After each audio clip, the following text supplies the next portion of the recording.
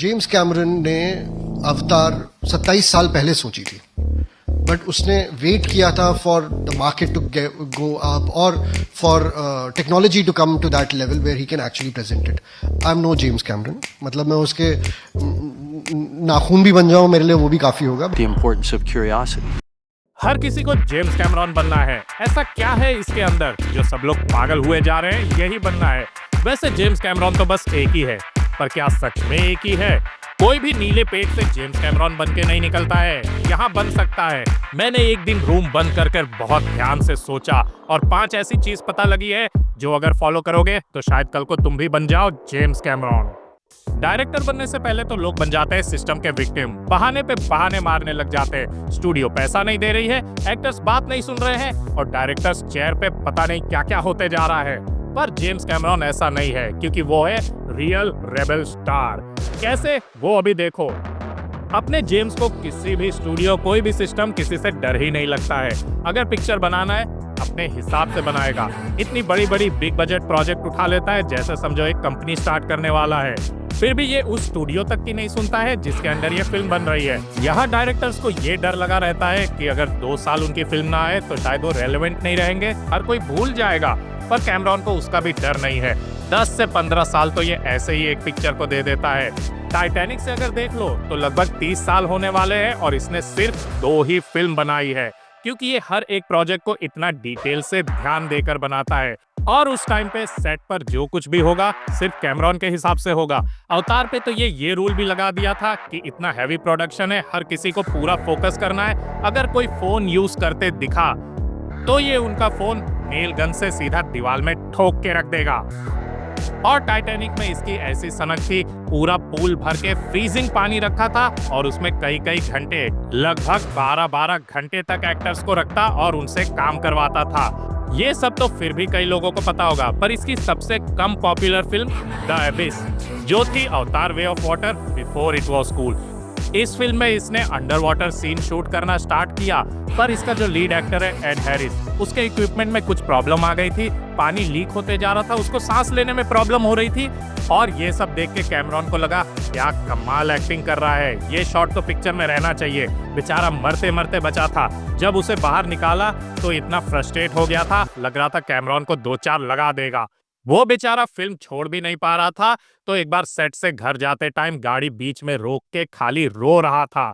सोचो इस तरीके का ये टॉर्चर कर देता है, पर हमको क्या, पिक्चर ठीक ठाक तो मिल ही जाती है. और दूसरी क्वालिटी जेम्स कैमरॉन की जो बहुत लोग जानते हैं, जितना ये डायरेक्टर है, फिल्म मेकर, उतना ही बड़ा या शायद उससे ज्यादा इनोवेटर है. तो ये है मैड साइंटिस्ट और इसकी साइंस गिरी कभी रुकती नहीं है. कितनी भी पुरानी पिक्चर इसकी उठा लो या जो अभी आने वाली है, सब में इसने कुछ ना कुछ टेक्नोलॉजिकल एडवांसमेंट किया हुआ है. सबसे फेमस किस्से तो इसके अवतार के हैं. सबको पता है मोशन कैप्चर को कैसे इसने परफॉर्मेंस कैप्चर बना दिया. फिर अंडर वाटर शूट करने के लिए इसने कैमरा को बहुत ज्यादा चेंज कर दिया. ऐसे ही इसने बहुत सारा चेंज कर दिया. इसके ऊपर तो मैंने एक अच्छा खासा वीडियो बनाया है और मैं कहीं पिन करने वाला हूँ, जाके सब लोग देख लेना. उस वीडियो में एक चीज मैंने नहीं बताया था कि अवतार ने एक चीज कर दिया. 3D फिल्म्स उस टाइम पे शायद मर गई थी, कोई भाव नहीं देता था और सबको लगता था कि ये फालतू का गिमिक है. असली में किसी को पड़ी नहीं थी. अवतार के आने के बाद ही फिल्म ने 3D को सीरियसली लेना स्टार्ट कर दिया. पार्ट 1 की तो अच्छी खासी कमाई सिर्फ 3D थिएटर से हुई थी. एक तरफ नोलन जो अपनी बड़ी से बड़ी पिक्चर को भी 2D में रिलीज कर देता है और ये यहाँ पर कुछ भी करेगा 3D को ही प्रमोट करता है. इसके बाद कई सारे लोग कॉपी करने लग गए. अच्छी 3D फिल्म्स भी आई और बकवास भी. सिर्फ ये नहीं, टाइटैनिक और टर्मिनेटर भी किसी से कम नहीं है. टाइटैनिक में इसने आधा ही सेट बनाया था, दूसरा आधा जब इसे दिखाना रहता था VFX के थ्रू दिखाता था. ऊपर से वहां पर जितने भी क्राउड है, जितने भी दौड़ रहे हैं, गिर रहे हैं, टूट फूट रहे हैं, ज्यादातर तो इसने CGI से किया हुआ था. और टर्मिनेटर में इसने अगर CGI को कम यूज किया तो उसके जगह पे मिनिएचर और एक से एक इसने एनिमेट्रॉनिक्स को यूज किया. जजमेंट डे का जो ये न्यूक्लियर ब्लास्ट वाला सीन है, ये शायद कैमरॉन का उस टाइम का बेस्ट सीन था. इसने हर एक चीज मिनिएचर से लेके स्पेशल इफेक्ट हर किसी को मिक्स किया और इतना खतरनाक डरावना सीन बना दिया. कितने लोग ट्राई करके साल भर उस चीज को प्रमोट करके फिर भी वैसा नहीं दिखा पाए. ये शायद पिक्चर छोड़ देगा पर साइंस कभी नहीं. मैं पागल हूँ, मैं पागल और तीसरी ऐसी क्वालिटी कि कभी भी घर में मत बैठो, क्योंकि जेम्स कभी नहीं बैठता। भले ही 10-10 12 साल वो फिल्म नहीं बनाता है, तो ऑफिस में बैठ के आराम नहीं कर रहा है। वो कुछ ना कुछ खतरनाक काम पे, कोई एक्सप्लोरेशन, एक्सपीडिशन या ऐसे ही किसी चीज में लगा हुआ रहता है, क्योंकि ये है आवारा जेम्स। इसके लाइफ का सबसे इंपॉर्टेंट एक्सप्लोरेशन एक था जो इसने 2012 में किया हुआ था। मरियाना ट्रेंच के पूरे नीचे डीपेस्ट पॉइंट तक चला गया। ये करने का परमिशन भी खाली नेवी, नासा या गवर्नमेंट को होता है। ये इतना खतरनाक है, बहुत सारी चीज में उन लोग को भी डेवलपमेंट के लिए हेल्प किया। वेसल्स बनवाने, कैमरा बनाने और ऐसी लाइटिंग जो एकदम पिच ब्लैक हाई प्रेशर में भी हर चीज दिखा दे, उसमें हेल्प किया। फिर बोलता है अब एक्सप्लोरेशन तुम लोग नहीं करोगे, मैं खुद ही जा रहा हूँ। ये कोई फर्स्ट टाइम नहीं था। असली चस्का तो इसको टाइटैनिक के पहले ही लग गया था। 3 साल तक ये सी एक्सप्लोरेशन किया, टाइटैनिक को खुद जाके नीचे देख के आया। टाइटैनिक का जो ये कैरेक्टर है वो जेम्स कैमरॉन अपने ऊपर ही बेस्ड करके रखा है। थोड़ा शक्ल भी मिलता जुलता लग रहा है और कई सारी फुटेज भी रियल थी। फिर जब इसने अवतार बनाया, देख के ही पता लग रहा है कि ये पूरा का पूरा ट्राइबल लोगों के ऊपर और अर्थ को बचाने के लिए इस तरीके का मैसेज दे रहा है। तो जेम्स कैमरॉन वो नहीं है कि बैठ के बोलता रहेगा कि मोबाइल मत यूज करो और मोबाइल वाली कंपनी से ही फाइनेंस करवा लेगा। Leica Mobile, the award-winning affordable prepaid mobile service. ये असली फील्ड में उतरा और ट्राइबल्स के लिए काम करने लग गया। ये गया ब्राजील में, कई सारे ट्राइब्स की हेल्प किया और बेलो मोंटे डैम, जिसके वजह से ट्राइबल कम्युनिटी डिस्प्लेस होने वाली थी, इसने उसका खुलेआम छाती ठोक के अपोज किया। चल हट चिकने। अमेज़ोनियन, अफ्रीकन और कई सारे नेटिव अमेरिकन ट्राइब के ऊपर ही इसने अपने नावी को बेस किया था और उनकी लैंग्वेज भी इन लोग के लैंग्वेज से इंस्पायर होके बनवाया था। पूरा नया लैंग्वेज बना दिया। इतना खतरनाक एक्सप्लोरर है, मुझे तो लगता है इसकी छठी और नाजायज औलाद को हमने जरूर कहीं ना कहीं देखा है। Swiper, no swiping! Swiper, no swiping! Swiper, no! खेल खत्म, खेल खत्म बेटा। और चौथी क्वालिटी जेम्स के अंदर है, जो कि है पब्लिक को खुश कर दो। अपनी फिल्म ऐसी बनाओ कि हर किसी को पसंद आ जाए, बच्चे से लेके बूढ़े। इसके लिए वो अपनी फिल्म को उस तरीके से बनाता है, एक नाम है इस चीज का जो बोलने के टाइम मेरा मुंह का टेस्ट खराब हो जाता है, जो कि है मास फिल्म।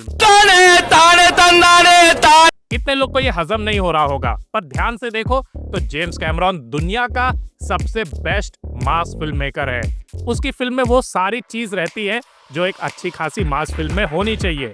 एक ऐसा लीड जो दुनिया के रूल्स को नहीं मानता, उसे बस अपनी ही चलानी है। एक तगड़ा विलन जो सोसाइटी के पुराने घिसे पिटे रूल्स को बताता है, और फिर इन दोनों के बीच में अच्छा खासा लड़ाई होता है। इसके जो एक्शन सीन होते हैं बहुत ही खतरनाक, एपिक लेवल पे जाते हैं। कोई सोचा नहीं होता उस तरीके से, पर इतना इंटेंस क्यों लगने लगता है, क्योंकि पूरा का पूरा कैरेक्टर पे बेस्ड है। और एंडिंग कैसा होता है, कैरेक्टर एक अच्छा खासा पंच लाइन मार के खत्म करते हैं। Let's dance. Hasta la vista, baby. वो बात अलग है कि हमने मास फिल्म के नाम पे इतनी अजीब गरीब पिक्चर देख ली है कि स्टैंडर्ड ही लो कर लिया है। बाकी जेम्स कैमरॉन बताता है कि अगर सही में मास फिल्म बनाओ तो कितना मजा आ सकता है। अवतार तो मेरे हिसाब से है बेस्ट मास फिल्म। स्टार्टिंग में हीरो की वाट लगी रहती है, फिर भी वो अपनी रियलिटी को एक्सेप्ट नहीं करता है। वो अपनी लाइफ चेंज करने पे लगा रहता है। धीरे धीरे करके उसको अपना पर्पस समझ में आता है कि वो किस तरीके से असर कर सकता है। और एंड में जाके जो ये इसका स्पीच था, पूरे के पूरे कबीले को एक साथ लेके लड़ने जाता है। तो ये अगर मास फिल्म नहीं है तो क्या है, तुम लोग ही बताओ।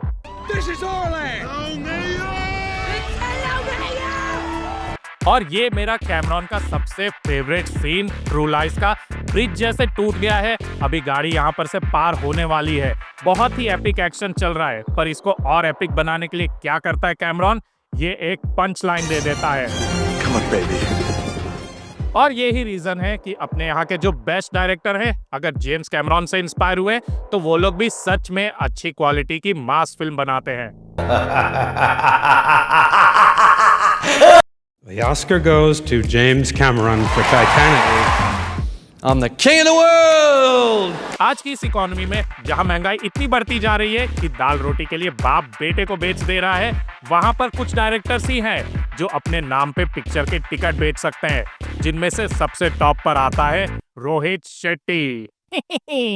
बट एक आदमी जो गाड़ी में बैठ के अपनी पूरी फैमिली लेके मेरी फिल्म देखने आया, उसका बेटा उसकी बेटी पॉपकॉर्न खाएंगे, सैलरी 60,000 है और वो 6,000 खर्चा कर रहा है, मैं उससे 6,000 रुपए लेने की मेरी कोई औकात नहीं है। तू औरत है इसलिए चुप है, वरना पर कुछ डायरेक्टर्स हैं जो सच में ये कर पा रहे हैं, अपने नाम पे ऑडियंस को बुला लेते हैं क्योंकि उनके क्राफ्ट में इतना दम है, सनकी है और ऐसी अच्छी खासी फिल्म मेकिंग दिखाते हैं कि लोग कहीं भी नहीं देखेंगे, सिर्फ थिएटर में ही आके देखेंगे।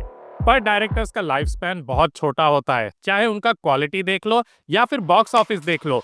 पर जेम्स ही है जो इतना खतरनाक तरीके से मेंटेन किया है 90s से लेके आज तक। अगर वो कोई भी फिल्म लाए, चाहे 10 साल बाद भी लेकर आ जाए, वो टॉप ग्रॉसिंग बन जाएगी और हर कोई देखने पहुंच जाता है। अब हर दूसरे डायरेक्टर की टॉप 5 में से 3 हाईएस्ट ग्रॉसिंग पिक्चर थोड़ी निकल आती है। आज के टाइम हर कोई नोलन को इसके टक्कर में मानता है कि उतना ही एडवांस, उतना ही खतरनाक और उतना इंटेलिजेंट फिल्म मेकर कोई है तो यही है जिसको देखने ऑडियंस पहुंच सकती है। पर मेरे हिसाब से इतने कुछ साल में अगर जेम्स कैमरॉन 3 से 4 ओरिजिनल फिल्म बना दिया होता तो नोलन इसके आसपास नहीं होता। एक तरफ टैरेंटिनो की 10वीं फिल्म के लिए लोग रो रहे हैं और वो खुद भी रोते जा रहा है, और यहाँ इसने 40 साल में सिर्फ 9 ही फिल्म बनाई, वो भी रीसेंट वाली को जोड़ के। मैं पर्सनली ये चाहता हूँ कि ये लास्ट अवतार इसकी रहे, इसके बाद ये कुछ ओरिजिनल फिल्म ट्राई करने लग जाए, जैसे घोस्ट ऑफ हिरोशिमा, जिसको ये बहुत टाइम से पेंडिंग रखा है। अब ये बात नहीं है कि अवतार से मुझे प्रॉब्लम है, मैं तो बहुत तगड़ा फैन हूँ।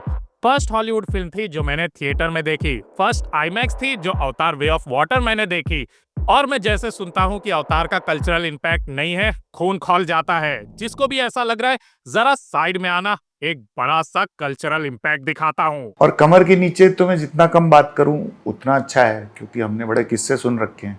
अरे एक मैंडेटरी अवतार जोक तो भूल ही गया। 40 साल तो मुझे हो गया गोविंदा के साथ। वो एवेटार का डायरेक्टर प्रोड्यूसर कब आया मुझे नहीं मालूम।